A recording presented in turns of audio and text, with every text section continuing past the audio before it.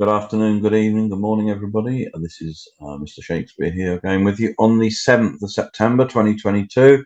I'm here with remote viewer and psychic medium Liz Cross. How are we doing today, Liz? Yeah, very well. Thank you.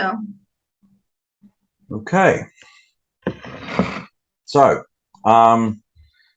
we're moving tracks a bit now. So we're off cryptos and we're on to energy. This is Alexander Novak. Currently he's the Deputy Prime Minister of the Russian Federation. But for 8 years, he was the energy minister, the energy minister of Russia. He also, even though he's the deputy prime minister, he's also has a supervising role of the new energy minister. So what this guy doesn't know about Russian energy isn't worth knowing, I would imagine, as he was in charge of it for years and years. So, can you get a connection with him, please? Yes. Yeah. Uh-huh. I've got him. You've got him. How's he doing today? Um, he's doing okay. He's doing all right. Okay. What I does he feel think? like he's had a long day today. Yeah, well, Russian time is ahead of our time, so yeah. Ah, yes, of course. That's why he's a little tired. Okay.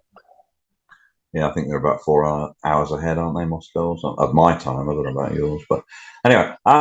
So the question we have for him, well, we have a few questions. One of them is what does he think of the current energy situation in Russia? He thinks it's good. It's beneficial. Yeah, they appear to be doing very well on the energy front. Doing very well. Excellent. They appear to be selling less energy for more money. Are you selling less energy for more money? Triple the price. Okay. How does he see that carrying on into the future? Does he see that carrying on into the foreseeable future? They believe that this is permanent now. Oh, wow. Okay. Will he? I mean, we're reading reports that basically the ruble and the Chinese yuan are going to be the payment methods going forward. Is that going to be for all energy that Russia supplies? It's going to be all energy that you supply. Yes, because the ruble is strong. Right. They actually don't want any other currency. Well, no, I understand that. America for years have only accepted the dollar, so why wouldn't Russia accept their currency? I get that completely. It makes total sense. Okay. Can you put him out, please, till the 30th of January 2023? The 30th of January 2023. Okay. January 30th. 6 p.m. your time. 6 p.m. Eastern Standard Time. Okay, what would you like to know? Actually, no, because that's going to be late for him. Can you make it 1 p.m. your time? 1 p.m. Eastern Standard. Ah, okay. So January 30th, 2023, 1 p.m. Eastern Standard Time. Okay, what would you like to know? Okay, what's happened to Russian energy supplies over the last 3 months? What has happened to Russian energy supplies over the last 3 months? People are paying higher prices for it. Than they were in early September 2022? Yes, much higher. Wow. So this must be bringing in lots of currency to the Russian treasury.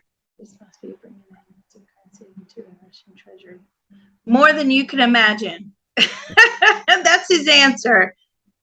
Thank you, Alex. Thank you. All right. Okay. Has any of the the pipelines, Nord Stream 1 or Nord Stream 2, been opened up to the EU? Has any of the Nord Stream 1 and Nord Stream 2 pipelines been opened up to the EU? No. Are there any plans to open them up in the near future? Not until this is resolved. Okay. Are the sanctions that, at the behest of the Americans, that the EU have put on Russia, are they still in place? Are the sanctions still in place? Yes. Okay. Is any of this affecting the average Russian worker day-to-day life that he's aware of?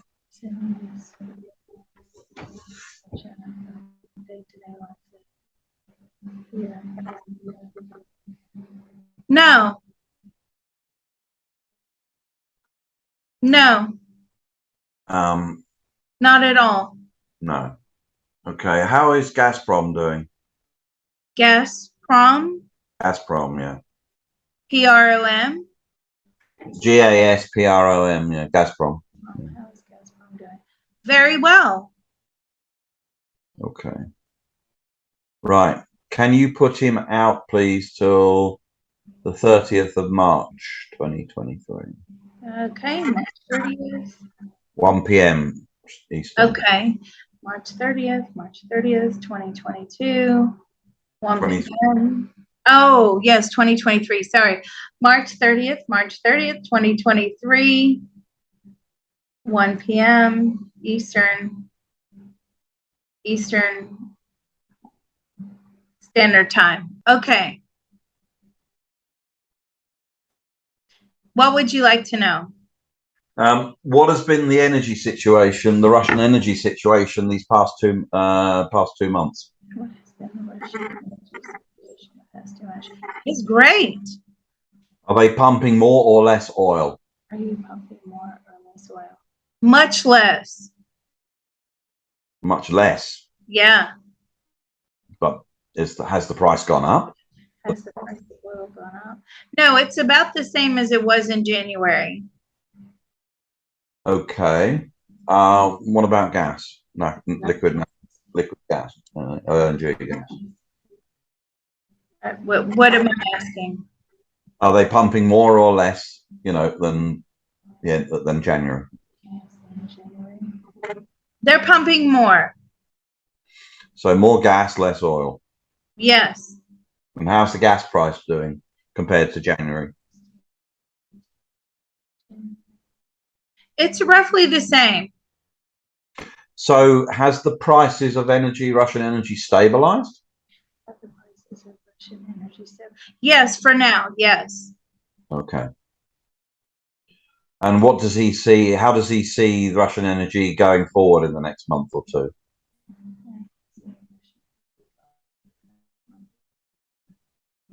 He sees it pretty much stable and about the same.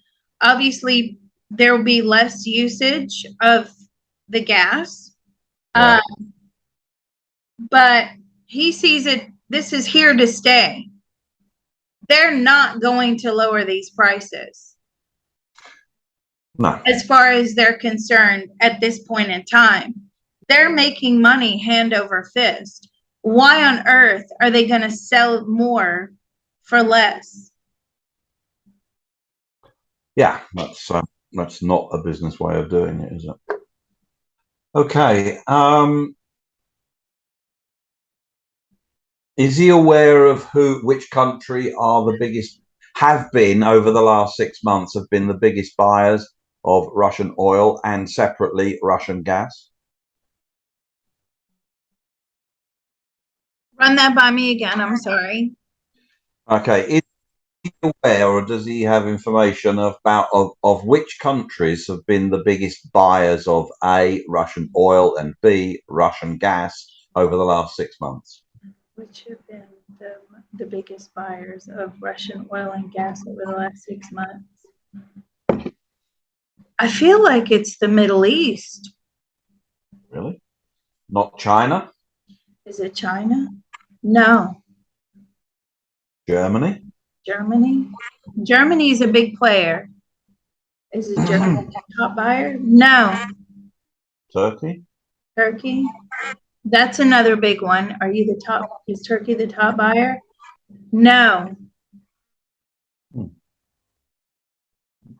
I feel like the Middle East is buying it cheaply.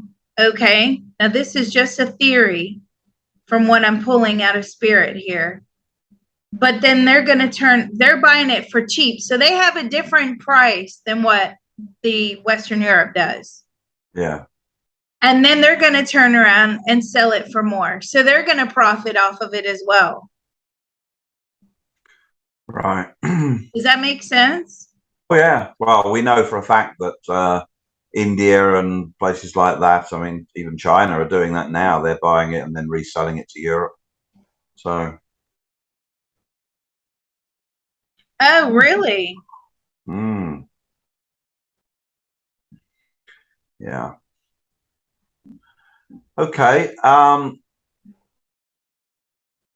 the economy doing generally in Russia at the moment? How's the economy doing generally in Russia? It's very good.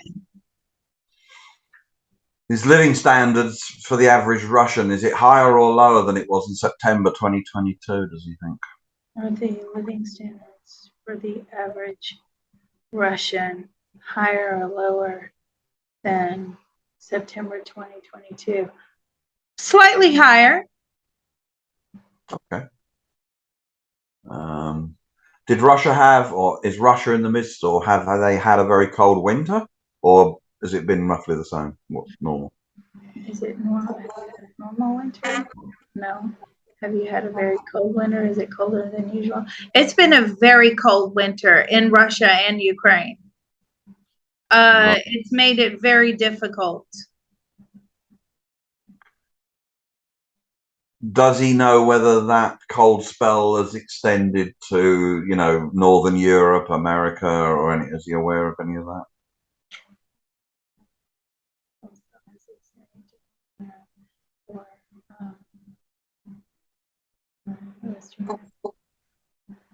Not so much, but certainly that eastern side has really suffered. So Finland, Poland, Ukraine, Russia, those countries have suffered quite a lot. Right. Okay. How's Vladimir Putin doing? He's okay. Okay. Have they built any more pipelines, land-based pipelines to the east for gas and/or oil? No, it's not necessary. They have enough capacity with their existing infrastructure? Yes, plenty. Okay. Now, All these right. are his own personal thoughts, feelings, and opinions. That's what these mind probes are. It's specific to them. But he believes there's plenty. I don't know. What can you tell us?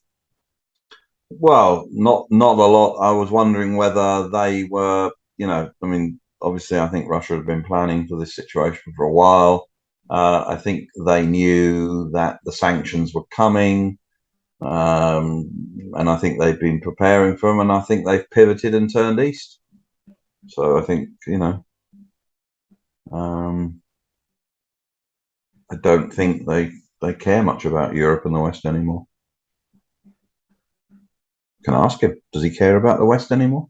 Do you care about the West anymore? No. See, they're strong enough to say that now. They weren't perhaps 10 years ago, 8 years ago, but they are now. So that's what they're doing. They're turning east, and everybody in the Far East and will get the cheap energy, and maybe the Middle East, and Europe won't. Yeah. It looks like they've had a really cold winter, though.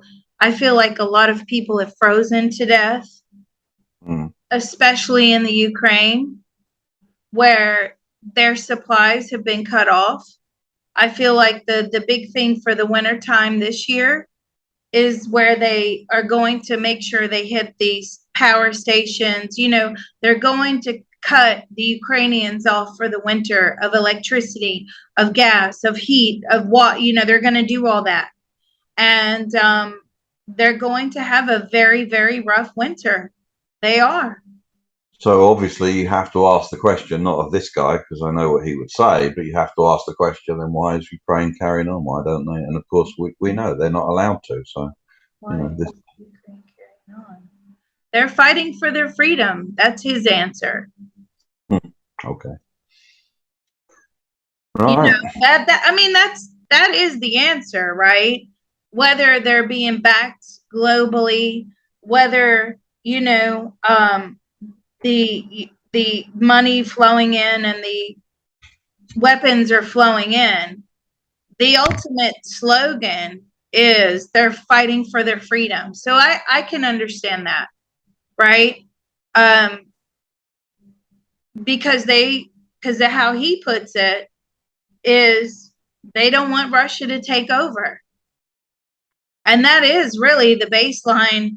I know there's lots of different factors in play here, but overall, that's what the ultimate war is about. Russia's trying to take over. They don't want it. They're fighting for their freedom.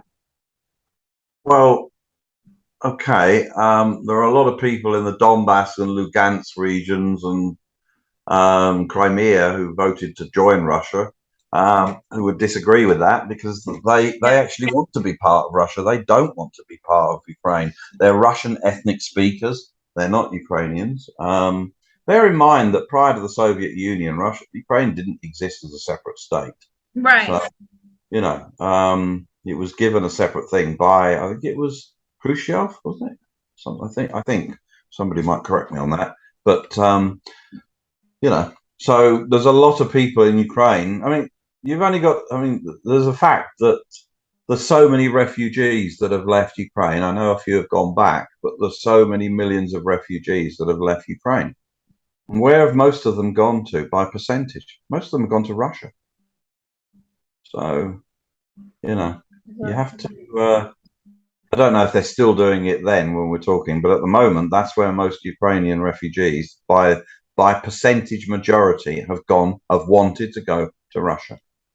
Well, it would be the safest place right now. Well, then that, you know, that makes that they're trying to break away from Russia. I mean, if you're fleeing, you know, if you're fleeing a country and you want to go to the country that you're at war at, that does tell you something. It speaks volumes to me. Yeah. No. I feel that the Donbass region, they will ultimately have a vote whether to join the Russian Federation or to stay with Ukraine. I feel like there will be a vote, and that'll be part of the takeover as well. And of course, you know, that's what they want, then, you know, that they shall receive, right? Well, it's I mean, it's a very complicated situation. Yeah, under the UN Charter, they have the right of self-determination. So they wanted to be a republic. They wanted to separate from Ukraine years ago. So, yeah, it's very complicated. So yeah, that's where we stand. I mean, it looks like they're just going to milk it, the energy and the gas prices as much as they can. And it doesn't look as if the sanctions have actually hurt anyone apart from those people paying the prices. Well, the sanctions always hurt the people that put them on. This is the problem. So America put the sanctions on, but really and the Europeans have done it at the behest of the Americans. And the sanctions don't really affect America, but they affect Europeans. So you have to look at the quality of the leadership class in the European Union as to why they think this was a good idea. Yeah. Because Russia are benefiting, it doesn't affect America, and the ones that are not benefiting are the Europeans. Something not right about that. Well, indeed. You know, But what can we do? You know, the powers that be are, they're not known for making quality decisions all the time, but something had to be done. But what the answer is, I just don't know. And I'm sure that once this is all done and dusted, that they will review all the decisions that were made, and you'll have your historians come out and your analysts, and where did they go wrong, which is why, you know, part of the reason why the European Union was formed in the first place. You know, where did Europe go wrong with World War II? How did this happen? How did this come to fruition, right? So, you know, a lot of these organizations will review all of this, and they'll find out where they went wrong, and they'll try and make it better until the next war comes along, right? So but that was very interesting to get that overview on how the gas and energy is going for Russia, how the average Russian person is living, and how, you know, the winter is going to be in Ukraine, what their tactics are, and also how Western Europe is going to still continue to pay these high prices. So thank you very much. I appreciate it.